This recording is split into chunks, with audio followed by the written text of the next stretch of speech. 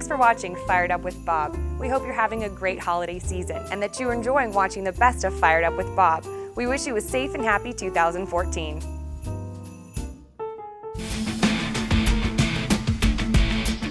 Hey, thanks for tuning in to Fired Up. I'm your host of the show, Bob Irwin, here from the gun store in Las Vegas. Our panel discussions on today's show are going to include an impromptu training lesson for children in a school on how to get away from a terrorist, a really nice self-defense case, defending of others case out of Arizona, and a difficult case where a father was the first one to find his daughter's rapist when the police were hunting the guy down. We're going to start today by talking about one of our great concerns is the shooting incidents that take place at soft targets. Obviously the most dangerous and worst soft target are schools, particularly grade schools. Can be devastating if we have a shooter get loose. So most of the school districts around the country are doing training as to what their teachers should do and so forth if something like that happens. And the Wayne County School District prepared their staff with some training. Unfortunately, part of that training involved having a pretend attacker burst into one of their classrooms. Not the smartest thing they've ever done. Yeah, let's start a fire in the middle of the room so we can have a fire drill. Yeah. Probably not the smartest thing in the world. Have they heard of PTSD? Like, these kids could have been really traumatized and done permanent damage. It's horrifying. This is not the first time anything like this has happened, because I, from personal experience, I can relate to a story. When I was in the police academy a gazillion years ago, we were listening, we were listening to this mind-numbing lawyer drone on incessantly on some. It wasn't Michael. But anyway, all of a sudden, this armed guy bursts into the classroom. This is in a police academy, and started yelling at the lawyer, disparaging his race, ethnic origin, and sexual preferences. Pulls out a Smith & Wesson Model 36 snub nose and proceeds to fire 5 blanks at the guy, and the guy falls over, and the guy takes off down the road. The premise of the exercise was that this guy was going to be in and out the door in 5 seconds, and they were training for observation. Who was he? How what? Well, before the instructor could stop, the 5 guys pile out after this guy. Now they observed that he had a 5-shot revolver and had fired 5 rounds. Fortunately, all of our guns were in the armory because we just came off the range, and they just beat the hell out of this guy. The detective who was playing the bad guy ended up in the hospital. 3 or 4 recruits ended up in the hospital because they were just trying to beat each other to get this guy. The lawyer tried to break everything up. He ended up being injured, and the whole thing was an utter fiasco. And I could see something like, it was hilarious. But but I could see something, God forbid one of the recruits were carrying concealed and killed this guy. Could have killed him, but I could see. People don't think of the ramifications that could happen from something like that. I doubt in this case that they bothered to notify the local police department. What if somebody had a phone and called and they had a full crash to the school, or some kid dove out through a glass window or did something else or suffered some trauma? Something like I would have been many times when my kids were younger. I went and picked them up in plain clothes. I see some guy running around with a ski mask on and a gun, he's going to get shot. Well, when we used to do shoot movies, we filmed scenarios at businesses and all that, and we had big signs, movie in progress. We had some marked police cars there, and we still got calls. There's a guy running down the street with a gun. Yeah, we know it's a movie. Well, except the only people who didn't know, of course, were the kids. We're dealing with a 6th grade class, 12, 13-year-olds. One of them could have bashed this guy with a chair, or suffered from post-traumatic stress, or the possibility for teaching the kids what to do in a situation like this. I understand that is a lesson that needs to be taught to the children, but this is not the format No, to do no. it. The damage far outweighs the learning. I mean, do you think these kids are like, I'm really glad that happened to me today? Well, and I'm sure that they were thinking, we all remember being in school and the fire alarm going off and the teacher going, okay, now everybody put your books down and stand up. But we'd gone through some kind of a drill. I lived in the Midwest as a small child, and we had tornado drills where the tornado sirens would go off and we'd all go to the cellar of the school. And somebody probably thought, well, we do that and we don't tell them we're going to have a fire drill today during second period. But this is clearly the product of somebody who did not think it through. Well, there's no training value out of this. This is just panic. Right. And it's like, hey, remember how we're going to do this? Hey, this may happen today. There's no. It's like when you're doing law enforcement or military training, putting people in a no-win situation. And what happens? There's no training value. If they think that this is just a training drill now, what happens to the kids? Maybe they don't have the state of mind to realize this was pretend. What about next time they think it's just pretend, if, God forbid, something truly does happen?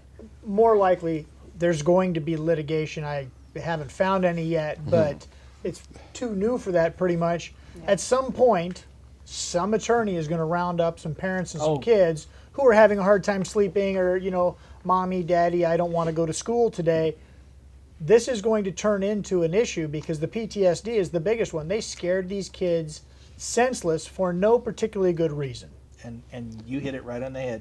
What a great, oh, I don't feel good. I don't want to go there because the bad man could come to school again and scare me. So, they've left themselves wide open. It's certainly going to cause some of them nightmares. I mean, you're dealing with all sorts of children in this class with all sorts of personalities and so forth.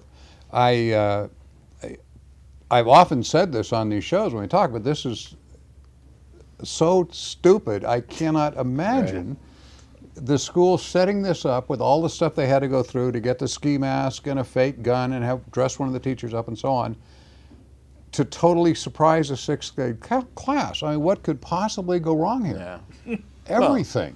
We had that movie with the cowboy action shooters at the premiere of a recent cowboy movie, and they all showed up in the parking lot and had a pretend gunfight, and all hell broke loose. I mean, you wonder what they were thinking, and I'd have to agree with you, Michael. There's bound to be some litigation over this, or some kind of a parents. I'm sure they're getting a lot of complaints about it, that this shouldn't happen, but it's not really related to a fire drill. Fire drills, you tell the kid there isn't actually a fire they can see, and they all line up and walk out. You drop a bad guy right in the middle of a sixth grade class waving a gun. Got to be something wrong with, I don't know, people sometimes don't think through what they're doing in all walks of life, and certainly this one they did not. We're going to take a little break here. We'll be right back after a few messages. Don't go away. More discussion on guns, politics, and self-defense when we come back on Fired Up. So he left and then went and got guns, and then he came back to the party with a rifle, and he began firing at the partygoers. A nice concealed weapon holder at the party drew his own handgun and shot him.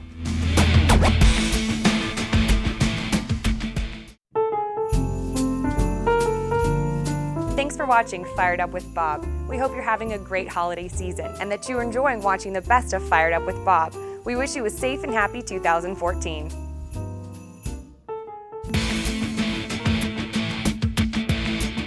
Welcome back to Fired Up. We talk on this show a lot about civilian use of firearms for self-defense, and once in a while we get a really nice case where something happened here in Glendale, Arizona that appears it was a great defense of others case, where a concealed weapon holder was able to jump in and maybe save a mass shooting all by himself. Pretty good case. Yeah, it started with a belligerent 27-year-old guest being asked to leave the house party at around like 1:30. Then he apparently didn't want to be excused from the party, so he left and then went and got guns. And then he came back to the party with a rifle, and he began firing at the partygoers. And then a nice concealed weapon holder at the party drew his own handgun and shot him. How many times have I said, a bad guy with a gun is only stopped with a good guy with a No, gun? Wayne LaPierre said that. Yeah, I know, but I said it too many Oh, okay. times because I agree with it. I mean, come on, you've got, here's the guy who's the first line of defense. You know, when seconds counts, the police are minutes away, and this is a perfect example of that. You know, hey, I'm going to wait for the police to get here while I'm hiding behind the punch bowl while this guy takes a rifle and starts shooting. Right. It doesn't work. Now, fortunately, the person who drew his concealed firearm and stopped the shooter did wait for the police, which is the right thing to do. Oh, of course. He cooperated with the investigation. The police have announced he hasn't been charged. Now, that can be a little misleading because it's actually the district attorney's office or the attorney general's office of the state that will decide whether he's charged, but it sure sounds like the police are going to put in the report he did everything right. And he stopped this individual. The 27-year-old who was shooting at the party is clearly going to be charged with probably a whole host of crimes ranging from attempted murder down to criminal possession of a firearm. But if he wasn't stopped, look at the consequences of another mass shooting. I mean, just see it all over. this is the perfect case. This happens, things like this happen statistically about 12,000 times a year in the United States. This particular scenario where somebody comes up with a gun and defends innocent people where no one is killed. We're just talking about firing toward the people or firing and not hitting them. Where somebody actually kills the opponent is very rare, about 10% of those. But this was a perfect case of somebody being in the right place at the right time and having the wherewithal and the gumption to actually do something. And we've got a building here that's packed with partygoers, and he literally saved everybody's life. This is a perfect scenario. They didn't say what kind of gun he had. They didn't say if he had like the evil assault rifle. Because I know in like all the mass shootings they want to target, it's the AR-15. It's let's put a name to the gun. They didn't say what it was or what the good guy had. And for you that know matter. Just a why? handgun. Because this one didn't go to form. The guy with the EBR didn't kill a bunch of people. The good guy with a lawfully possessed handgun stopped him, and so the media is not going to go after the EBR because then they have to admit the guy with the Glock or the Smith & Wesson or whatever it was stepped in and stopped him, which the mainstream media doesn't want that narrative to get out there. Yeah, we only glorify what kind of gun it was when it's Yeah, you know, wrongfully used. I don't want to be whiny, but no gun is good or bad. You know, I mean, that's a good gun. Oh, that's a good. I mean, quality-wise, yeah, that's a good gun. That's a POS. But you know, I mean, as far as they don't have personalities. Well, they don't. But Emily's right. The media has taken the opportunity at every turn to say certain firearms, based upon their cosmetics, are evil black rifles, evil-looking That's rifles. what EBR. I like EBR, that. I like that. Evil black rifle. That's pretty cool. They've taken that and given it human personality, right? Because they don't want to say the person operating the tool was at fault. I keep waiting the next time there's a knife attack or a hammer attack for it to become the evil framing hammer or something like that. Ooh, the claw hammer. We're not going to hear that. No, So- this is just a clean, righteous use of force where it was needed to be used. So the news and media didn't pick up what kind of rifle he had. They didn't pick up what kind of pistol the defensive guy had. They didn't pick up who was black, who was white. Was this a racial shooting? You wouldn't have heard about it at all unless they were on their show. Well, yeah, basically. You probably won't find this on your local media news. This took place about a week ago. We're filming the show usually about a week before you people see it. So this was about 2 weeks ago this took place. And you won't see it because it's an absolute, here we have a concealed weapon holder who obviously took his training seriously or has additional training from being in the military or something. He wasn't an ex-cop, or they would have mentioned that in the article. So They don't want to make a good guy with a gun, regardless That of would the have been a circumstances. rogue ex-cop and something. you know about rogue ex-cop? Seen a few of those, have we? There's a few sitting around this show sometimes. No. But we've got a guy who knows how to use his firearm under stress, didn't hit anybody that shouldn't have been hit, and immediately called the police, set his gun down when the operator said if everything's clear and the guy's not a danger, please don't have your gun in your hand. You already knew that when the officers arrived. That was perfect. Well, and you know, it's just like the Clackamas Mall shooting in Oregon. You know, the young man pulled his Glock out, pointed at the kid that was doing the shooting. The kid saw him, and immediately killed himself. The kid didn't, and the CCW holder didn't have a clear shot. He couldn't take the shot. He was wary of his background. He was trained correctly, but the media doesn't want to really give him the credit for kind of stopping this kid, which he actually did. The kid decided he wanted to go out on his own terms. But, you know, it's just what I've said before. You know, there's good guys with guns and, you know, more armed citizens and less violence. The only time you hear about it, like, I mean, of course on this show, but I mean, I know we're all members of the NRA, but there's an article you get in the Rifleman or the Freedom, the Armed Citizen. And sometimes you read, I mean, I've read several instances like this that you never hear about. I mean, never hear. It's never on the national news. It's never on the, you know, I mean, because God, that's well, and that's you never terrible. hear about how many times have we all known, and you know, in law enforcement, you know, you get the call, hey, I just had to pull a gun on a guy because he was trying to rob me and he ran away. You know, a citizen used a gun to defend themselves, or you know, and of course that never hits the news because that wouldn't be and proper. Quite often, those are self-reporting. But that happens all the time without the police becoming involved. Right, because exactly, the individual yeah. doesn't call. Right. Whether they should or not is debatable, but they don't call, so it doesn't get into the reports. 2.1 million times a year, according to the most advanced research in the area, firearms are used in defense, as opposed to about 540,000 criminal uses, maybe 600,000 criminal uses of firearms a year. I think it would be helpful if the media as a whole, how many times have we heard about a car that went out of control and killed somebody? We never hear the driver lost control. It's a car went out of control. It would be interesting if they would start reporting this, because you said something was important. A bad guy stops when a good guy with a gun arrives. So if they would report, today there was a shooting, but when 4 rifles showed up, the cops had them, but it was 4 rifles that showed up and stopped him. Because that's really what happens. I used to get into a debate all the time with this liberal friend of mine. Well, why do you carry guns everywhere? You don't need them everywhere. Why do you have a get liberal them to. Well, I know it's a failing of mine, but it was really difficult to explain to them that as a peace officer, it wasn't the badge, it wasn't the presence, it wasn't the tone of voice that got people to do what I asked them to do. It was my open and apparent ability to make them do what I wanted them to do. And that's what, when police arrive, they're bringing firearms with them. That's why the bad guys stop, because now suddenly it's real. I'm not the only guy here with a gun.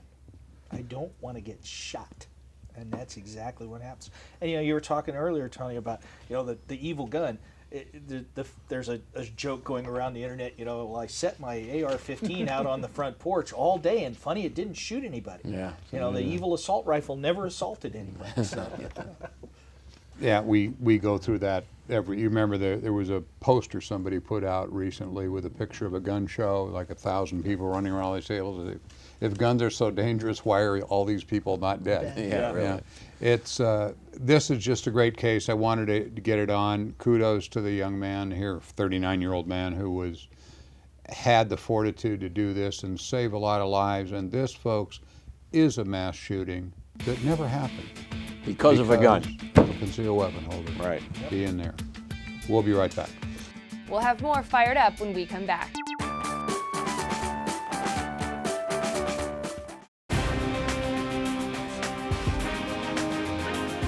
Hi, this is Tony D with the Gun Store in Las Vegas. A lot of times what we do here at the gun store, a lot of people don't know, is we're involved in a lot of movie work. And with the movie work, obviously, we have to modify the guns to fire blanks. And I know we've all seen the movies and how they work, and the guns they never empty. Magazines will go on forever. And of course, it's all in the movies. But blanks could be very dangerous. Now here is a Uzi submachine gun. And the way we make this a blank, fire blanks, is that we take the barrel and we thread the inside of the barrel. And we put a set screw in there. And the set screw has a hole in it. And the hole restricts the amount of gas needed to operate the gun. And depending on the type of blank that we use determines the type of hole.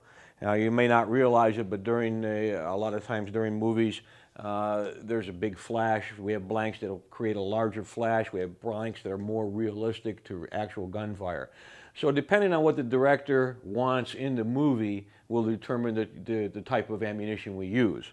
Now, this particular set screw we'll put into the barrel, and we have to drill it out. The gun will still fire regular ammunition with no problem, and that's just screwed in with an Allen wrench. Now, even though the gun is not firing actual bullets, the gun is still very dangerous. And, you know, you could be hurt or killed. In fact, there's a couple instances where an actor has been killed, a guy named John Eric Hexman, I believe. He was on a show on television called Cover Up back in 1984, I believe. And he had a .44 Magnum loaded with blanks, a revolver. And during a break in the shooting, he was playing with the gun, and he was doing like a Russian roulette. He put one round in it, spun it, and put it to his head.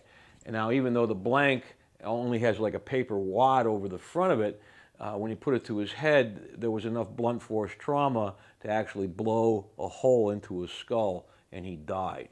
Brandon Lee, Bruce Lee's son, was also killed with a .44 Magnum in a firearms-related accident in the movie.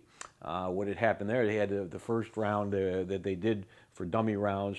They made a squib round. A squib round is that there's no powder in it, there's only a primer and a bullet.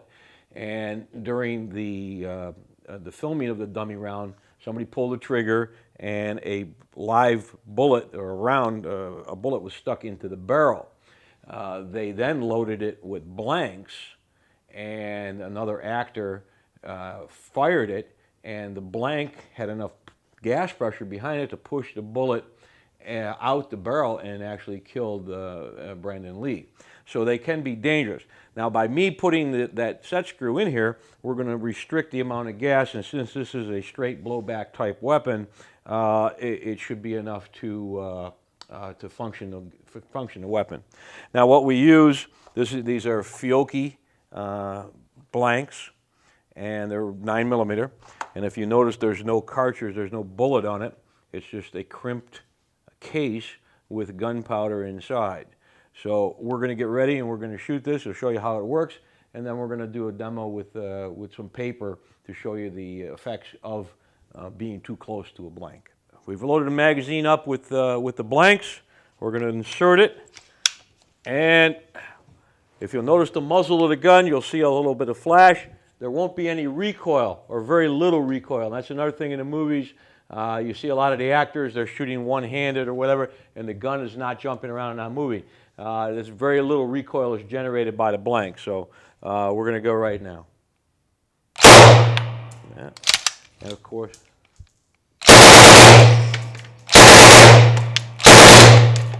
if you notice, you see nice flash. There is a little bit of recoil, but nothing like it would be on a regular round of ammunition. Now we're going to hang up a target and show you what the blank can actually do. All right, we're loaded up, and we're going to get close to the paper, and we can show you what could happen.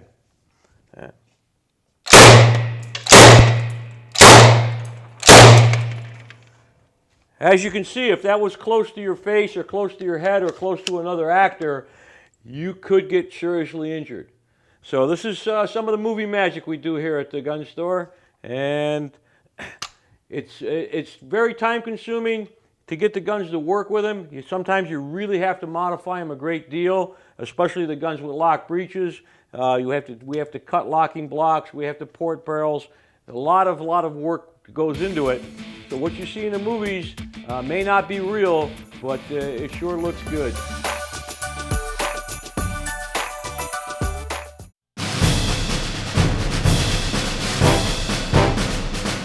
All right, we're going to do Moron of the Week now. This will hopefully make you a little more conscious of your gun safety, even though you'd probably never be this dumb. Said about all my stages. All right, shooter, are you ready? Stand by. Sometimes I come out here and wait till everybody leaves, and then actually times to try to work on that. No, I screwed up.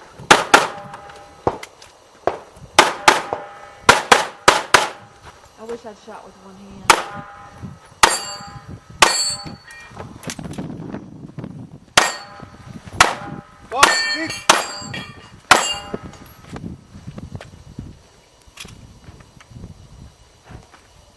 Shooter, you are clear. Slide forward. Hammer down and holster. Up. Circle lip. There's a piece of metal. Who says it's not fun to work at a shooting range? Another example, metallic targets, ricochets are always there. That guy was real lucky. Never go without your safety glasses.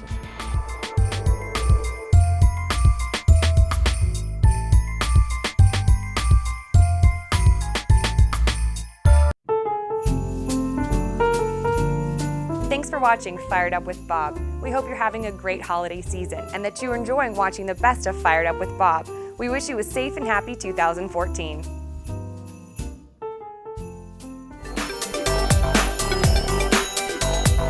Quite often I'm asked, what do I do if I'm involved in a shooting? And that's a complex answer. There's actually a list located at the firedupwithbob.com website, but let's run through a few of them over the next few weeks. If it's safe to remain at the scene, you should do so. In many jurisdictions, prosecutors are allowed to comment on flight. And to many police officers and civilians, flight equals guilt, even though that's not necessarily the case. When the police arrive, they're going to look at the scene. Now, it doesn't work like we've seen on CSI and other television shows where every single little piece of evidence points to a specific event. But you need to be sure not to touch or move anything, especially a body or an individual who's been shot. Put the firearm away, whether that means holstering it or setting it down in a safe location until the police arrive. They will find the firearm, and you will point to it when they arrive, but it should not be in your hand unless you, again, absolutely have to for some reason, keeping another individual at bay or protecting yourself. Even if the first officer on the scene believes you acted completely and totally appropriately, they're going to treat any shooting incident as a potential homicide or homicide until they have proven differently. That means you will be detained. Some of my clients have told me, but the police are there to help me. And to a certain degree, that's true. What they're really there to do is investigate whether or not a crime has occurred, and if a crime has occurred, to arrest someone. Tell your attorney you're being detained after a shooting and that the officers want to talk to you. If you have an attorney on retainer, they should come down and assist you. If not, they'll meet you at the police station or at the jail if you're arrested. Either way, remember, invoke your rights to Miranda, remain silent. Anything you say can be used against you in a court of law, and immediately after a shooting is not the time to speak.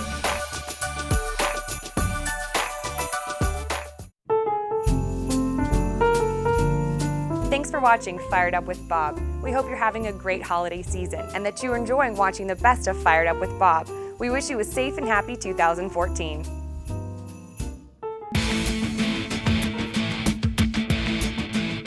We are back here on Fired Up. There was recently an editorial in the Los Angeles Times regarding the TSA shooting at Terminal 3 at the LA airport. And the editorial took the position that LAX should remain a gun-free zone. The question was, should the TSA officers or some of them be allowed to be trained and carry guns? We already have discovered before we started this segment, we have a rather diverse opinion on this subject. That's a nice way to describe it. Well, I have no objection to arming well-trained personnel, and the airports around the nation have divisions of responsibility. There's the police who handle the real true security at these airports, just like LAX has its own agency.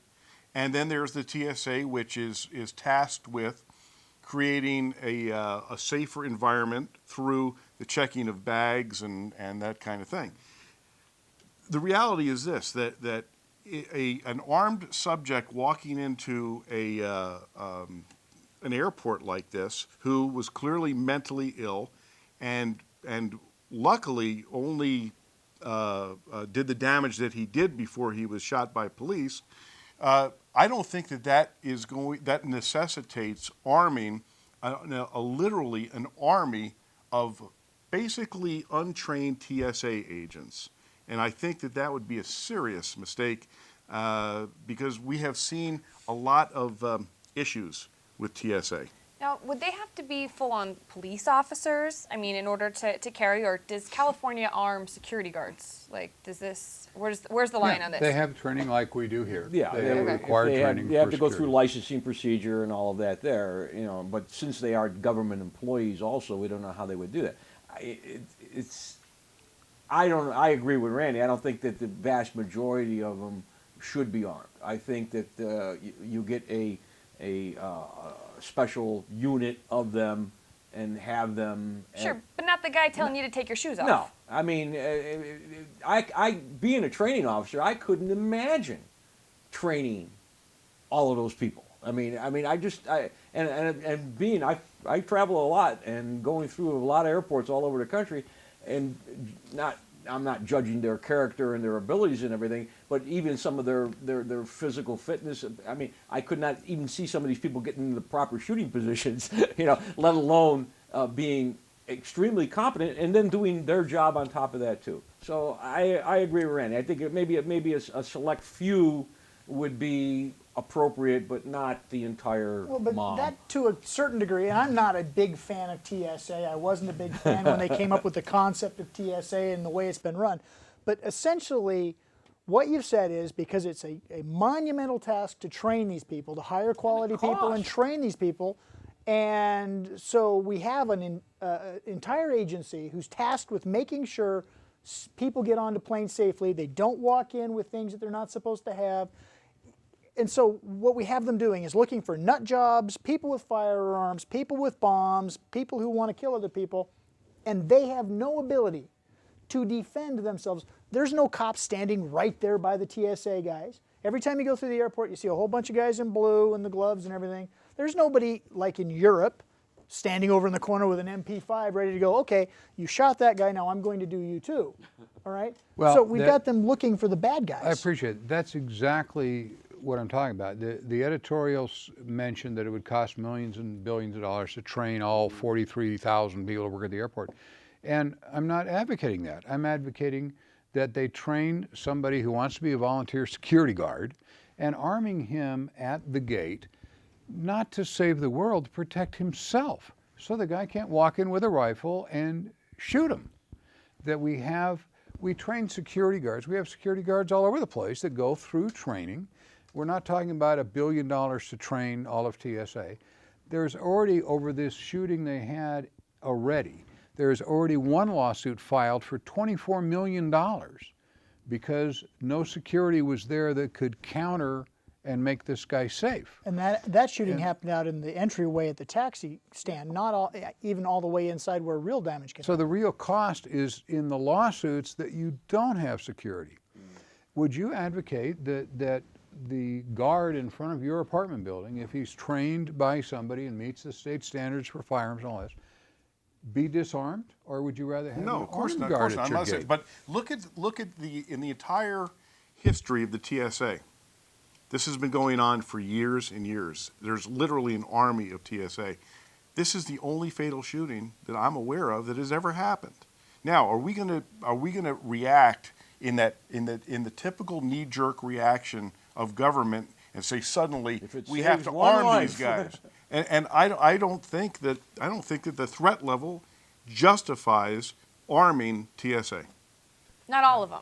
Maybe certainly not all of them. When you go through McCarran, there's a police officer. There's 2 police officers at a little station when you walk through there. Right, Granted, they are within the limits of it. Yeah. Can we move that maybe? Throw a guy out there? And that's the real answer here. Is it's not a question of do all 400,000 or however many people work for TSA need to be armed, but they need to take the reality of the situation. You've got people saying, "Can I look in your bag?" You've got individuals saying, "I'm not really happy about that. I don't like you to begin with because you're interfering with me."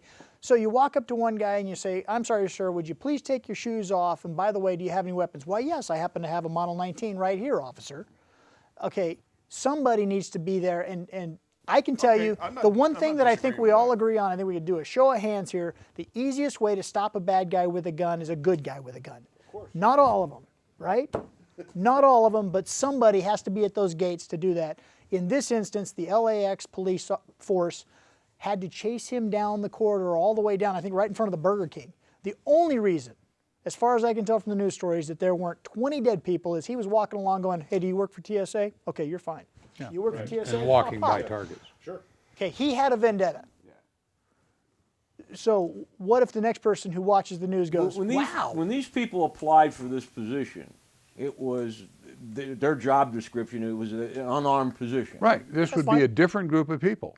I mean, I'm not. So you I'm not- hire Okay, different individuals. I'm all right. I don't have any objection to that. That makes a great deal of sense to me, that there is an armed individual, and that's what the police are supposed to be doing in these airports, is providing that But presence. economically, you can't put an LAPD officer that makes $100,000 a year or whatever, and all this training costs in that position. And I think a security guard that's trained to a reasonable standard, just to shoot his gun. I just have such an objection to leaving the guy in a position where he could get killed and telling him, you may not have a gun. That is just goes against my grain. I have been training security. How many years have we trained 20,000 security officers through here? And we'd have people call us and say, well, we want a guard, but we don't want to have a gun. We got this area, there's gangbangers, I want a guard, but we don't want to have a gun. And I would tell them, why do you not want this guy to have the ability to save his own life? The gun isn't to shoot them, it's to save the guard, is what the gun's for. That's why we carry guns, not to shoot other people. But the guard is To put save in us. danger. He's put in questionable he's situations. Placed in a situation where everybody's mad at him. An airport isn't necessarily inherently evil and where crime is happening up until this point. This hasn't been proven to be Right, such but we've put them in a uniform with a badge and apparent authority to control other people's lives. It's a dangerous situation. I personally am amazed that more TSA officers have not been physically attacked, maybe not shot, but some of the things you hear about in the media, I'm surprised somebody hasn't just, maybe they have and we just don't hear about it in the media, like self-defense shootings. People are talking about the CSA. There was a subsequent article that said the LAPD has picked up everyone who hates the TSA, and they have 32,000 people in custody at this moment. Yeah. There is a lot of, I mean, they're an unpopular group, you know, and they're going to be because their job is to annoy people. And I think we're putting them in a bad position. They should allow trained Yeah, guards. but you know, this goes much deeper. This is in our governmental response to 9/11, and have we been effective in that regard? It's my personal belief that we have dropped the ball on it, and we have not done the right thing. We have not done what the Israelis did and made their airlines safe through true profiling and good investigative technique, and they've done it right. We didn't take a page out of their book, and they're the experts. Yeah, absolutely. We just threw a whole army of people out there and are checking the diapers of babies for explosives. Those are why the 32,000 people are in jail. That's the one everybody hates. But it ain't all of them. I like you guys. We'll be back. Oh, no, we won't. This is our last segment on this show. Boy, that went fast. We're here. We are here every week at this same time. Please tune us in again, and we'll be back next week. Same time, same station.